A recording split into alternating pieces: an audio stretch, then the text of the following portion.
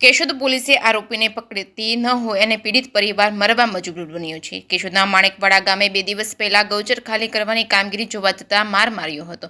Keshod police સ્ટેશનમાં લેખિત ફરિયાદ કરી આરોપીઓ ફરિયાદી પર કરી હુમલો કરવાની દહેશત દર્શાવી હતી. કેશોદ પોલીસ સ્ટેશનમાં લેખિતમાં ફરિયાદ કરી આરોપીઓ ફરિયાદી પર ફરી હુમલો કરવાની દહેશત દર્શાવી છે. કેશોદના માણેકવાડા ગામે સરકારી શાળા પાસે ખારા વિસ્તારમાં ગૌચરની જમીન પર થયેલા દબાણો અંગે અધિકારીઓ દ્વારા કામગીરી કરવામાં આવી રહી છે. ત્યારે માણેકવાડા ગામના નાથાભાઈ હરદાસભાઈ કુછડિયા ગામમાં દૂધ આપી પરત વાડીએ જઈ રહ્યા હતા. તેઓએ સરકારી શાળા પાસે ખારા વિસ્તારમાં અધિકારીઓ દ્વારા ગૌચરની જગ્યા ઉપર થયેલા દબાણો દૂર કરવા અંગે ચાલતી કામગીરી જોતા મોટરસાયકલ રોકતા ત્યાં હાજર ઇસમોએ કાટલો પકડી મોટરસાયકલ પરથી પછાડી સરકારી શાળાના મેદાનમાં ઘસરી જઈ ભીખુભાઈ રામભાઈ સોનારા અને કારાભાઈ મેણંદભાઈ સોનારા બંને શખ્સોએ મળીને અપશબ્દો બોલી ટીકાપાટોનો માર મારી જાનથી મારી નાખવાની ધમકી આપી છે.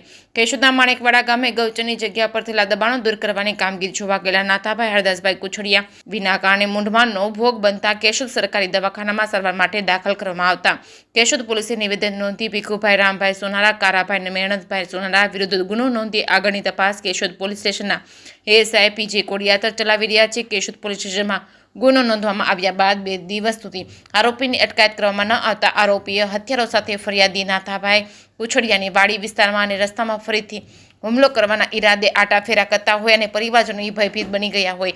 ફરિયાદી નાથાભાઈ કુછડિયાના પત્નીને ચિંતાજનક સ્થિતિમાં બીમાર થતાં કેશોદ સરકારી દવાખાને દાખલ કરવામાં આવ્યા હતા. પોલીસની કામગીરી સામે સવાલો ઉઠ્યા છે અને આ કાયદેસરની કાર્યવાહી કરવામાં નહીં આવે તો મરવા મજબૂર બની ગયા હોવાનું જણાવ્યું હતું. કેશોદ પોલીસ દ્વારા નક્કર કાર્યવાહી કરવામાં આવશે કે કોઈ નવો ઘટનાક્રમ બનશે એ તો હવે આવનારા દિવસોમાં જ ખબર પડશે કે શું થશે.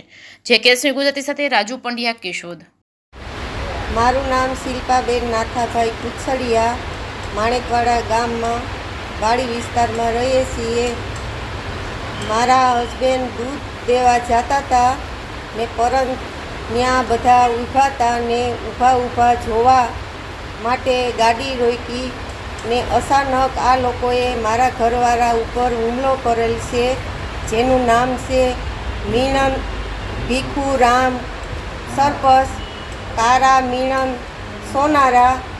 આ 2 વ્યક્તિ મારા ઘરવાળા ઉપર ઢોર માર મારતા સિવિલ હોસ્પિટલ સરકારીમાં દાખલ થયેલ છે. હા,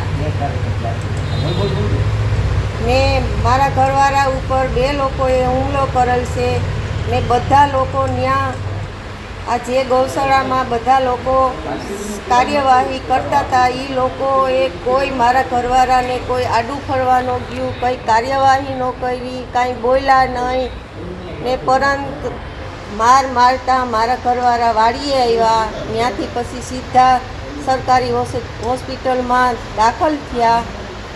1 દી ને 1 રાત રાખ્યા હતા ને પછી ફરિયાદ કરી તોય કોઈ કાર્યવાહી કરતું નથી ને મારી જીભાની 2 સાહેબ આવ્યા હતા ને એ લોકો લઈ ગયા. તોય છતાં એની 2 વ્યક્તિ મારા ઘરવાળાને ઢોર મારતા પોલીસ કોઈ કાર્યવાહી કરતી નથી.